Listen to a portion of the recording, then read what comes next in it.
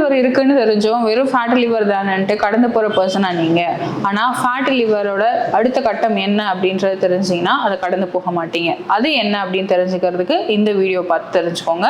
நான் உங்கள் doctor Subhashini, medicine simplified சீரீஸ்க்காக. Swasi health spot channel viewers அனைவருக்கும் வணக்கம். உங்களுக்கு திடீர்னு ஃபேட்டி லிவர் இருக்குன்னு தெரிய வருது. அப்போ தெரிய போகுது ஃபேட்டி லிவர் தானே அப்படின்ட்டு அசால்ட்டாக போகிற பர்சன்ஸும் இருக்காங்க. ஃபேட்டி லிவருக்கு கவனம் செலுத்தக்கூடிய பர்சன்ஸும் இருக்காங்க. ஃபர்ஸ்ட் ஃபேட்டி லிவர் அப்படின்னா என்னன்னு பார்த்துக்கலாம். ஃபேட்டி லிவர் பற்றின பயம் எவ்வளோ உண்மை, அது எவ்வளோக்கு எவ்வளோ நம்ம கவனிக்கணும் அப்படின்றதும் தெரிஞ்சுக்கணும்.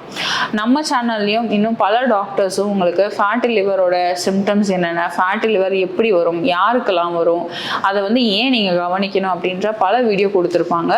ஆனாலுமே ஃபேட்டி லிவர் ரிப்போர்ட்டில் வந்துமே அசால்ட்டாக விட்டுட்டு அதை கவனிக்காமல் போகிற பல பேஷண்ட்ஸை நாங்கள் இன்னுமே பார்த்துக்கிட்டு தான் இருக்கோம். கிரேட் 1 இருக்குது, கிரேட் 2க்கு போகுது. அவங்களுக்கு அதை பற்றின ஒரு பயம் இல்லாமல், உடலை பற்றின ஒரு கவனிப்பு இல்லாமல் அது ரொம்ப அசால்ட்டாக எடுத்துகிட்டு போயிட்டுருக்காங்க. அதனால இன்னைக்கு ஃபேட்டி லிவரை நீங்கள் கவனிக்கலைன்னா உங்களுக்கு என்ன மாதிரியான விளைவுகள் வரும்ன்றது தெரியப்படுத்துறதுக்காகவே முழுக்க இந்த வீடியோ. மேம், நீங்கள் சொல்கிற மாதிரி ஃபேட்டி லிவர்னா அவ்வளோ ஆபத்தானதா, ஈஸியாக சரி பண்ணிட முடியும் நீங்களே சொல்லியிருக்கீங்க அப்படின்னா கட்டாயமாக ஃபேட்டி லிவர் ஸ்டேஜில் இருக்குன்னா தாராளமாக நம்மளால் ரிவர்ஸ் பண்ணி கொண்டு வர முடியும். ஆனால் அதுக்கு நீங்கள் கவனம் செலுத்தி அதுக்கான உணவு பழக்கங்கள், மருந்து இது எல்லாத்தையுமே நீங்கள் எடுத்துக்கிட்டால் மட்டும்தான் அதை ரிவர்ஸ் பண்ணி கொண்டு வர முடியும். எனக்கு ஃபேட்டி லிவர் இருக்குன்னு தெரிஞ்சோம் நீங்கள் எல்லா பழக்கத்தையும் இன்னும் நான் வச்சிட்ருக்கேன், குடி பழக்கமாக இருக்கலாம், இல்லைனா இன்னும் வெளியில் துரித உணவுகள் சாப்பிட்றது, எண்ணெயில் வறுத்தது பொரித்தது, எதெல்லாம் அதுக்கு ஒத்துக்காதோ அதே உணவு பழக்கங்கள் தான் நான் எடுத்துக்கிறேன், என்னோட வெயிட்டை நான் குறைக்க மாட்டேன், இன்னுமே நான் எக்ஸசைஸ் பக்கம் போக மாட்டேன், அது அப்படி தானே இருக்குது, கொழுப்பு படிஞ்சிருந்தா என்ன ஆகிற எடுத்துகிட்டு இருந்தீங்கன்னா நீங்கள்லாம் கட்டாயமாக இதை ஒரு வார்னிங் சைனாக எடுத்துக்கணும். கிரேட் 1 ஃபேட்டி லிவர் அப்படின்றது பிரச்சனை கிடையாது. ஏன்னா லிவர் அப்படின்றது நம்ம உடம்புலேயே இருக்கக்கூடிய உறுப்புகள்லேயே மிகவும் முக்கியமான உறுப்பு. ரீசன் என்னன்னு பார்த்தீங்கன்னா அதுக்கு வரக்கூடிய பிரச்சனைகளை அது தன்னைத்தானேவே ஆத்திக்கிறதுக்கும் ஹீல் பண்ணிக்கிறதுக்கான கெப்பாசிட்டி அதுக்கு இருக்குது. அதனால மட்டும்தான் உங்களுக்கு கல்லீரலில் ஒரு பிரச்சனை வருது அப்படின்னா பெருசான சிம்டம்ஸோ அறிகுறிகளோ காமிக்காம கடைசி கட்டம் போகும்போது தான் உங்களுக்கு அதுக்கான அறிகுறிகளே வெளியே தெரிய வரும். அப்படி இருக்க ஒரு உறுப்பை நீங்கள் தெரிஞ்சுமே கவனிக்காமல் விடுறதுன்றது அதை நம்ம கடைசி கட்டத்துக்கு தள்ளிட்டு என்னை ஏன் நீ பார்த்துக்கலன்னு சொல்கிற மாதிரி.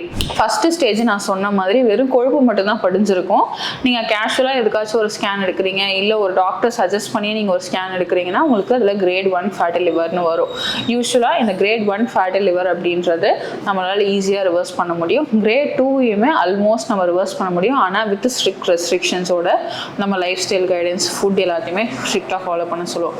அப்படியுமே நீங்கள் அதை ஃபாலோ பண்ணலை, அதை கவனிச்சிக்கல அப்படின்னா அடுத்த கட்டம் என்ன ஆகும் அப்படின்னு பார்த்தீங்கன்னா கல்லீரலில் கொழுப்பு மட்டும் படியாமல் இன்ஃப்ளமேட்ரி கண்டிஷன்ஸ்க்கு போகும். இன்ஃப்ளமேட்ரி கண்டிஷன்ஸுமே ரிவர்சிபிள் தான். லிவரை பொறுத்த வரைக்கும் ஒரு சர்ப்ரைசிங்கான ஆக்ஷன் என்னன்னா அதை நீங்கள் எவ்வளோ அடித்தாலும் அதை திரும்ப அதை ஆற்றிக்கிட்டே இருக்கும்.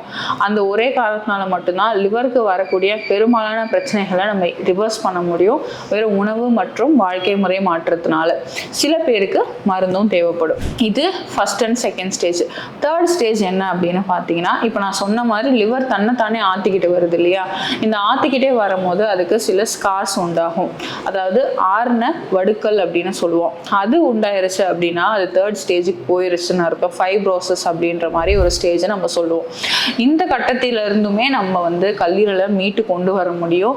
ரொம்ப நெருக்கடியான ஸ்ட்ரிக்டான விஷயங்களை ஃபாலோ பண்ணும் போது அந்த அளவுக்கு போயுமே உங்களுக்கு ஒரு தழும்பு வர அளவுக்கு போயுமே உங்களோட கல்லீரல் திரும்ப மீட்டு கொண்டு வர நிலைமைக்கு ரெடியாக இருக்குன்னா உங்களோட சப்போர்ட் அது எவ்வளோ இம்பார்ட்டன்றதை பார்த்துக்கோங்க. ஆனால் எந்த இடத்துல நீங்கள் எதுவுமே பண்ண முடியாது, இதுக்கு மேலே உங்களுக்கு கை விரிச்சா மட்டும்தான் முடியும் அப்படின்ற மாதிரி கட்டம் எங்கே வரும்னா கல்லீரல் சுருக்கம் அப்படின்ற ஒரு விஷயம். யூஸ்வலாக லிவர் சிரோசிஸ் அப்படின்னு சொல்லுவோம்.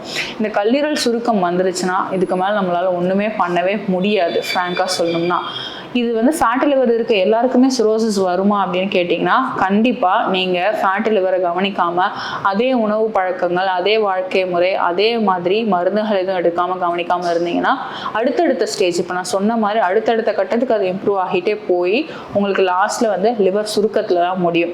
அந்த டைமில் நீங்கள் டாக்டர்கிட்ட போயிட்டு எனக்கு லிவர் சுருக்கம் வந்துருச்சு நான் என்ன பண்ணுவேன் அப்படின்னு கேட்டிங்கன்னா ஒன்றும் பண்ண முடியாது. அது அவ்வளோதான், இர்ரிவர்சிபிள் ஸ்டேஜ் அப்படின்னு நம்ம சொல்லுவோம். அதுக்கு முன்னாடி இருக்க ஸ்டேஜ்லேயே நீங்கள் அதை கவனித்து பண்ணணும். இப்போ நீங்கள் அறிகுறியே தெரியாதுன்னு சொல்கிறீங்களே, அது எப்படி எனக்கு தெரிய வரும் அப்படின்னு பார்த்தீங்கன்னா, யூஸ்வலாக இப்போ ஹெல்த் செக்அப் அப்படின்றது ரொம்ப காமனாகவே இருக்குது. ஸோ வருடத்துக்கு ஒரு முறை நீங்கள் வந்து அப்டாமன் ஸ்கேன் எடுக்கிறது மூலியமாவோ, இல்லை உங்களுக்கு அசௌகரியம், அதாவது ஏர்லி ஸ்டேஜஸில் சில அசௌகரியம் தெரியும். என்னென்ன அப்படின்னு பார்த்தீங்கன்னா, வலது பக்கம் விலா எலும்பு கீழே ஒரு பிடித்தம் மாதிரி ஏற்படும். தூங்கி எந்திரிக்கும் போது ரொம்பவே அசதி இருக்குது, இல்லைனா வந்து எனக்கு எப்பயுமே அந்த விலா எலும்பு கீழே ஒரு மாதிரி அசௌகரியம் இல்லை வலி அந்த மாதிரி இருக்குன்னா நீங்கள் தாராளமாக போய் ஒரு ஸ்கேன் எடுக்கலாம். கண்டிப்பாக இருக்கணும்னு கட்டாயம் இல்லை, பட் இந்த மாதிரி ஒரு பெயின் கரெக்டாக அந்த விலா எலும்பு கீழே வரும்போது உங்களுக்கு கல்லீரல் செயல்பாட்டில் ஏதோ டிஸ்டர்பன்ஸ் இருக்குன்றதை நம்ம தெரிஞ்சுக்கலாம்.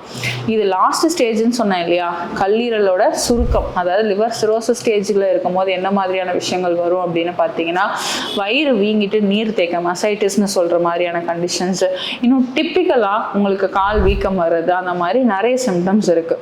இந்த மாதிரி சிம்டம்ஸ்லாம் இருந்துச்சுன்னா நீங்கள் உடனே அணுகி டாக்டரை பார்க்கணும்.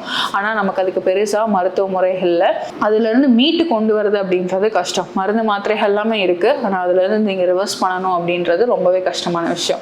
இதை நீங்கள் கவனத்தில் எடுத்துக்கிட்டு ஃபேட் லிவர் இருக்க பர்சனாக இருந்தீங்கன்னா இன்றைக்கே இப்போவே நீங்கள் ஃபாலோ பண்ண வேண்டிய ரூல்ஸ் என்னென்ன அப்படின்னு பார்த்தீங்கன்னா, முதல்ல உங்களோட உணவு பழக்கங்களை கண்ட்ரோல் பண்ணுங்கள். அதிகப்படியாக வெளியில் துரித உணவுகள் சாப்பிட்றது, எண்ணெயில் வறுத்தது பொரிச்சது சாப்பிட்றது, இது எல்லாத்தையுமே நீங்கள் கண்ட்ரோல் பண்ணி ஆகணும். அதிகப்படியான பச்சை நிற காய்கறிகளும் கீரைகளும் எடுத்துக்கிறது கல்லீரலுக்கு ரொம்பவே இம்பார்ட்டன்ட். அதுலேயும் பார்த்தீங்கன்னா கீழநெல்லியும் கரிசலாங்கண்ணியும் ரொம்ப இம்பார்ட்டன்ட்டு. இதை நீங்கள் அடிக்கடி எடுக்கிறது மூலயமா லிவருக்கான சப்போர்ட் தன்னைத்தானே கிரியேட் பண்ணிக்கிறதுக்கு ஹெல்ப்ஃபுல்லாக இருக்கும். மூணாவது, நீங்கள் உங்களோட உடம்போட வெயிட்டை வந்து குறைக்கணும். உடல் பருமனை நீங்கள் குறைக்கிறது மூலயமாவே ஈவன் தேர்ட் ஸ்டேஜ் ஃபைப்ரோசிஸ் கண்டிஷனில் இருக்கிறவங்களால கூட நம்மளால் ரிவர்ஸ் பண்ணி கொண்டு வர முடியும். இந்த 3 விஷயங்கள் ஃபாலோ பண்ணுறது மட்டும் இல்லாமல் ரொம்பவே கெடுதலான விஷயமான ஆல்கோஹால் ஹேபிட், குடிப்பழக்கத்தையும் நிறுத்தியே ஆகணும் உடனுக்குடன். ஸோ இந்த விஷயத்த ஃபாலோ பண்ணுங்கள். ஃபேட்டி லிவர் இருக்க பர்சனாக இருந்தால் உடனே போய் மருத்துவர் அணுகி அதுக்கான மருந்து மாத்திரைகள் எடுத்துக்கோங்க, உணவு பழக்கங்களை மாற்றிக்கோங்க, வாழ்க்கை முறையும் சரி பண்ணிக்கோங்க. என்ன ஸ்டேஜில் இருந்தாலும் உடனே அடுத்த கட்டத்துக்கு அதை போகாமல் தவிர்க்கிறதுக்கு என்ன பண்ணணுமோ அதுக்கான வழியை ஆரம்பிங்க. இந்த வீடியோ உங்களுக்கு யூஸ்ஃபுல்லாக இருந்துச்சுன்னா கீழே கமெண்ட்டில் சொல்லுங்கள். இதை யூஸ்ஃபுல்லாக இருக்க எல்லாருக்கும் ஷேர் பண்ணி விடுங்க.